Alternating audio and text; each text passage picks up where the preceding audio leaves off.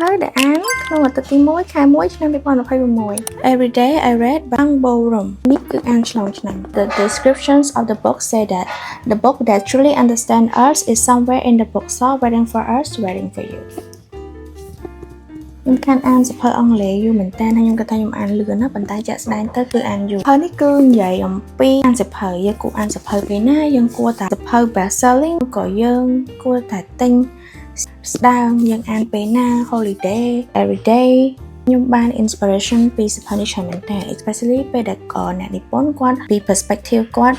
quote ពីសភៅនីមួយៗដែល inspire គាត់ so this is a must បើសិនជាអ្នកនរដូចខ្ញុំជាមនុស្សដែលចិត្តអានសភៅប៉ុន្តែយើងខានអានសភៅយូរយើងចង់ចាប់ដើមអានសភៅមកវិញគឺ this one is highly recommend ហើយបន្ទាប់ពីអានសភៅអង់គ្លេសគឺខ្ញុំចាប់អានកាន់សភៅទី2នេះ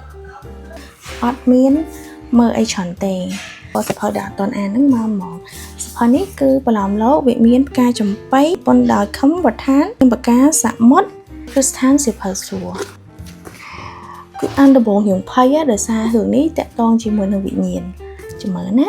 សន្និកម្មដែលកើតឡើងក្នុងថ្ងៃមង្គលការពេញដោយសេរីសួស្តីនាឆ្នាំមួយនោះវាប្រែក្លាយជាប្រវត្តិសាស្ត្រដ៏ឃោរឃៅបំផុតមួយដល់ពេលកូនកំលោះចោលឈ្មោះជាឃាតករសម្រាប់កូនក្រមុំយ៉ាងសាហាវព្រៃផ្សៃប្រវត្តិខ្មោចកូនកំលោះក៏ត្រូវល្បីសុសសាយពេញទូទាំងខេត្តដីត្រជាក់រហូតដល់ទាញយកជីវិតនាងក្រមុំទីម៉ាដែលជាគ្រូអាគមចំនួនចុងក្រោយបង្អស់នៃត្រកូលរបស់ខ្លួនឲ្យចូលមកពាក់ព័ន្ធក្នុងកំបាំងច្រើនរាប់មិនអស់នៃវិញ្ញាណផ្កាចំបៃការរំលឹកក្បាលកើតឡើងជាបន្តបន្ទាប់អូននឹងអតីតកាលចំពាក់ស្រេះជាពិសេសប្រវត្តិខ្មោចកូនកំលោះកាយសាហាវម្នាក់ទៀតដែលមានឈ្មោះថាអក្សរានោះឯងអានឲ្យព្រោះសបល់ថាចាប់កាន់រឿងខ្មោចដោយសារវាខ្លាចខ្មោចអត់ចេះអានរឿងខ្មោចទេប៉ុន្តែ this one is so I got some new feeling ប៉ុន្តែដោយសារតែខ្ញុំរៀនខ្លាចអានរបៀបរៀនខ្លាចរឿងខ្មោចខ្ញុំរៀន miss some point ដល់ពេលដែលខ្ញុំ discuss ជាមួយមិត្តភក្តិដែលគាត់អានសភៅនេះហើយយើងគិតនឹងវាខុសអញ្ចឹងsẽឲ្យឃើញថាការអានសភៅនីមួយមនុស្សទទួលបានបទពិសោធន៍អារម្មណ៍ផ្សេងៗគ្នាអញ្ចឹងបើសិនជាសភៅហ្នឹងល្អមើលអ្នកផ្សេងគាត់អានក៏អត់ល្អមើលរសនិយមខុសគ្នា but this one is not bad ទៅបើថាដឹងតែអាហ្នឹងខ្មោចហើយគឺខ្ញុំចេញឆ្ងាយ go រៀងរក្សាគ្នាចម្ងាយនេះតិចប៉ុន្តែ this one is quite so for me វាមានផ្កាចំបៃ this one is ខ្មោចចឹងបន្តមកទៀតគឺខ្ញុំអានសភៅផ្សេងហើយឲ្យយើងជន់គ្នាអានប្រភេទស្នេហាវិញឬមកក៏ជាសភៅ self motivation something like that so បន្ទាប់ពីអានសភៅនេះគឺខ្ញុំជ្រើសរើសយកសភៅស្ដាងស៊េរីរាត្រីស៊េរីលឹមសន្តិភាពស៊េរីនេះគឺស្ដាងអានផ្លែតម៉ោងកន្លះម៉ោងអីអានចប់ហើយអញ្ចឹង4ក្បាលនេះខ្ញុំចាយពេលអានតែ2ថ្ងៃថ្ងៃ7មករានេះថ្ងៃឈប់សម្រាប់អញ្ចឹងយើងមានពេលច្រើននៅផ្ទះ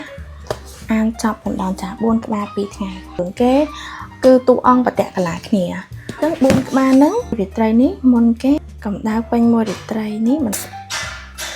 ភាគទី3ហើយភាគទី4 funny thing is ពេលដែលខ្ញុំចាប់រឿងនេះមកដំបូងហ្នឹងគឺខ្ញុំអត់ដឹងថាគេមានមុនក្រោយអីខ្ញុំចំណងជើងស្តៀងគ្នាអញ្ចឹងអត់គិតថាតួអង្គវាបតៈកលាគ្នាមានណាខ្ញុំកាន់មកសំណាងមកខ្ញុំកាន់អាវគ្គ1ដល់ពេលខ្ញុំអានវគ្គ1ចប់បាទខ្ញុំដឹងថារឿងហ្នឹងគេមានតគ្នា4ក្បាលចា៎បាទហ្នឹងគឺតួអង្គគឺបតៈកលាគ្នាហើយជាមិត្តភក្តិគ្នាបងប្អូនចដូនមួយជាអីចឹងវានៅក្នុងហ្នឹងទាំង4ក្បាល so this is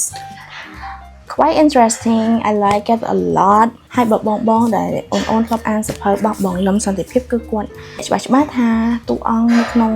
រឿងគាត់ពីច្រើនជាតួអង្គដែល green flag អត់មានរឿងតុងក្រហមអីច្រើនញ៉ៃទេហើយមនុស្សស្រីក្នុងនឹងមួយគឺ